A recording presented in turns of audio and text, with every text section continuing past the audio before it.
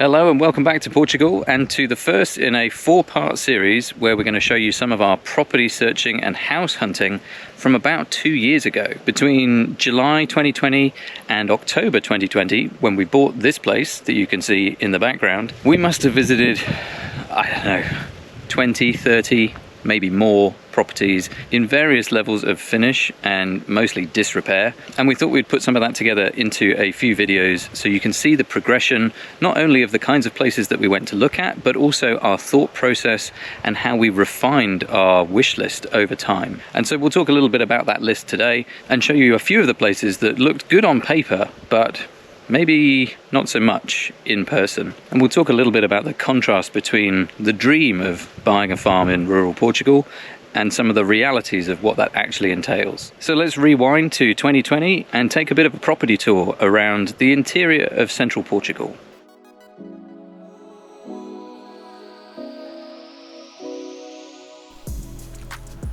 Hello and welcome to central Portugal. My name's Guy and this is my wife Kylie, and this is central Portugal with its sweeping views and refreshing river beaches and dams, stunning coastline, delicious food, and quality cheap wine.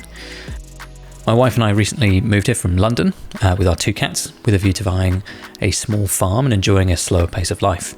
And in this video, we're going to share a bit of our property viewing experience and to show some of the contrast between our dreams and the reality of buying a rundown property in the middle of nowhere in a foreign country. It is definitely not all sunshine and rainbows, but we wanted to give you a bit of a sneak peek at the story so far.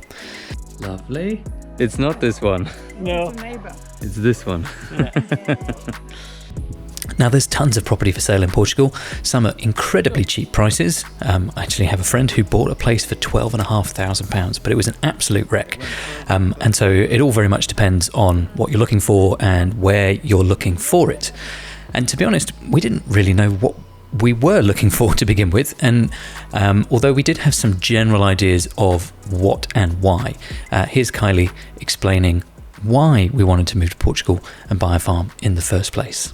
I've been into sustainability for ages, but living in London in a small flat, that doesn't really give us all the opportunities for the things that we want to do. And so buying a farm and becoming more self-sufficient, so growing all our own stuff, gives us much more opportunities to do that. And it's also really just to simplify our life. Like, we can come over here and slow down the pace of life back to just enjoying life for what it is, and growing our own food and doing all the things that we want to do, rather than doing things because society says or because you have to go and get a job and like the busy kind of pace of life. So buying a farm kind of gives us that opportunity to move to a much more enjoyable pace of life.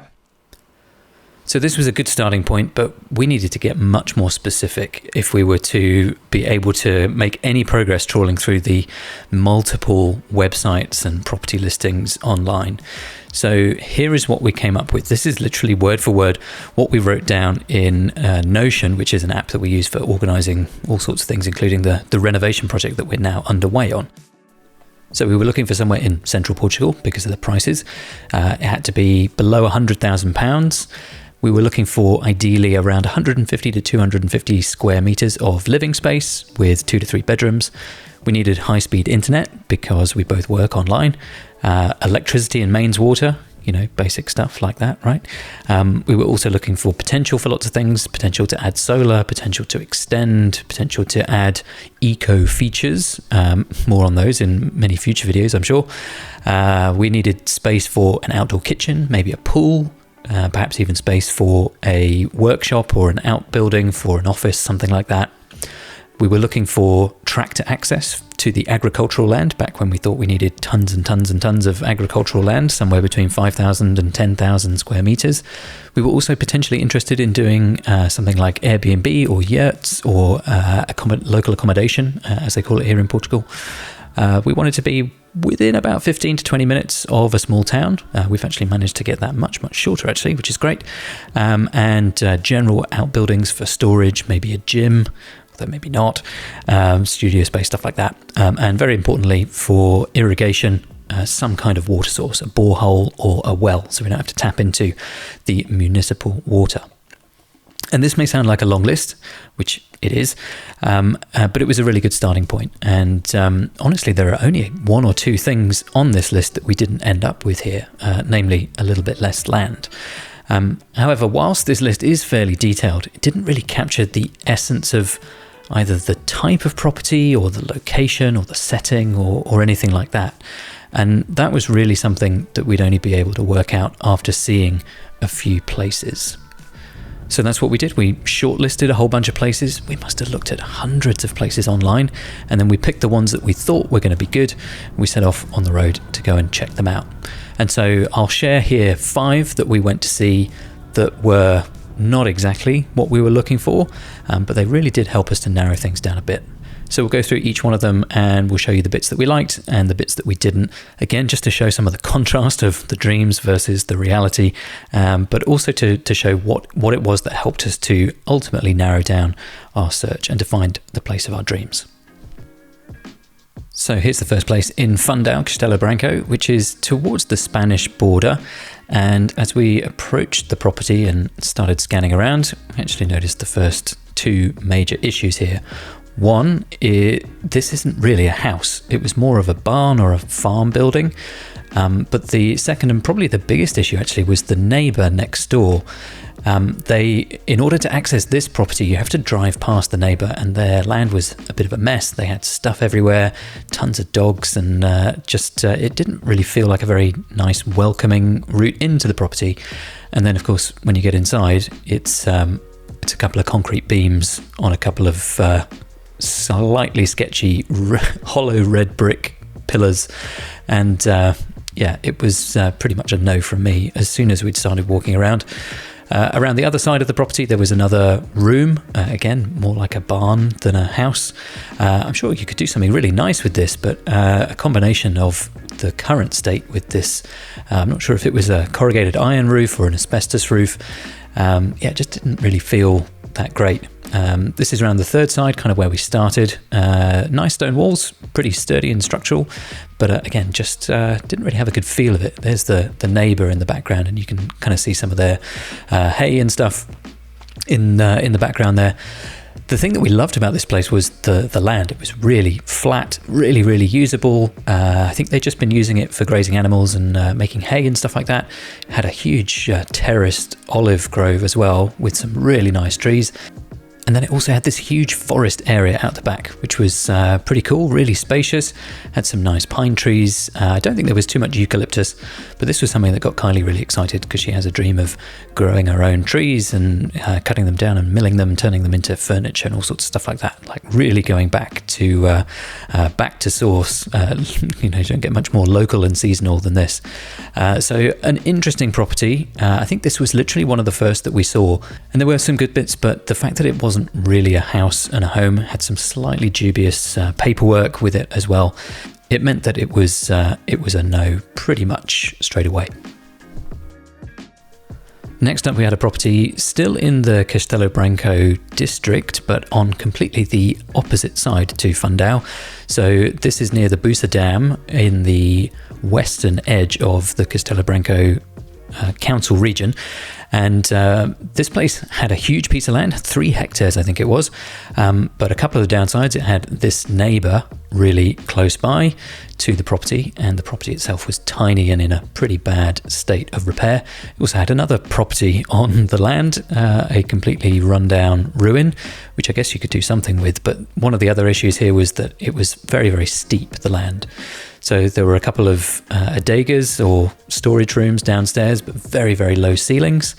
And then when we came out and around the corner and up the stairs into the house, very secure here with the front door, nice, and some slightly dodgy looking floorboards, some lovely colours. It didn't take long for us to really not get the feeling for this one. We walked around a little bit and poked our nose into a couple of the rooms, but it was really, really small. And even though it had a huge piece of land, which we were very much interested in terms of the usable area at the bottom of the hill, because of the hill and the access road, a combination of all of these things, really, it turned out to be one that we were not very interested in. I think this was probably our shortest viewing ever. We turned up, we poked around, we were like, nah, not interested, and so decided to move on. However, this was a nice part of the country, and we focused a lot more of the rest of our search in this area. So many more places to come in this approximate location. But let's move on to property number 3. This, interestingly enough, is not in that area, but a little bit further south near the city of Tomar.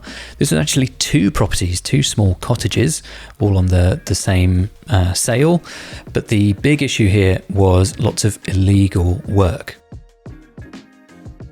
So this room that we're standing in at the moment was an illegal extension added onto the back of the house, all built in concrete and block work. Inside the house, some more tiny rooms. Here we have the original open fire for the cooking, and this place was just a bit of a mess. Obviously you can see very bad quality in the walls, missing floorboards, a very strange false ceiling. Some nice shutters, although I'm not sure about the colour, just a few things that needed a little bit of work here. So we had a quick look around inside of this building. This was the one that was in the better condition of the 2, quite incredibly. This was the loft space, which shows you the size of the original building, which was quite small. Then we came around the side and we saw some more illegal extension. You can see the difference between the stone and the concrete. And then around the back, it was falling down. So, yeah. This is my favourite so far. And this is a very common story in Portugal. Lots of property in pretty bad shape. Beautiful land again, but just too many issues, too many things to overcome. We're going to be doing a lot of the work ourselves, and so dealing with falling down roofs and stuff like that is definitely going to make things tricky. So this was another no. Not far down the road was this beautiful old building with classic Portuguese colours. It looks slightly better from the front than from the side, to be honest. But one of the big issues here was it was right next to a busy main road, which was a real shame because inside, at least part of the building, wasn't in such terrible condition. It had some really nice period features, some nice wood finishing on the doors and the door frames and the shutters. And I think it was in viewing this property that we really started to get a feel for the kind of place that we wanted. We wanted somewhere with a bit of character, somewhere where, the walls weren't quite straight. Maybe not something in this kind of level of disrepair, but something that kind of felt a little bit lived in and had a bit of a history and a bit of a story to it. This place was really starting to get this going, but the main road was really an issue. We kind of walked around here trying to find more good things that we liked about it. It had a great well. There was a bit of forestry towards the back. The land was mostly flat. There was a nice area here for an outdoor kitchen, but you can pretty much see the road in the background, some of the cars going past, and it was a real bit of a deal breaker, unfortunately. The final property I'll show you here today is back in the Castelo Branco region near a town called Olheiros, and we went here to kind of prove to ourselves that this was the area that we didn't want to live in, but also to look at a place that was at a very different level and style, a much more modern building. It had air conditioning, it had functioning electricity and water, it was really a bit of a wild card just to see what a kind of finished property would be like, in terms of, could it be something that we could just make a few changes, like a few decorative changes, maybe knock down a wall or two, and still try and make it our own. And the long and the short of it was no. Even though this place was not particularly nice, it was very dated and old-fashioned, it was kind of good enough that we felt bad about needing to rip it all out, because you were buying so much that was already here in place and done, buying somewhere with electric and water and a bathroom and a kitchen that all worked, very much in contrast to some of the other places that were half falling down.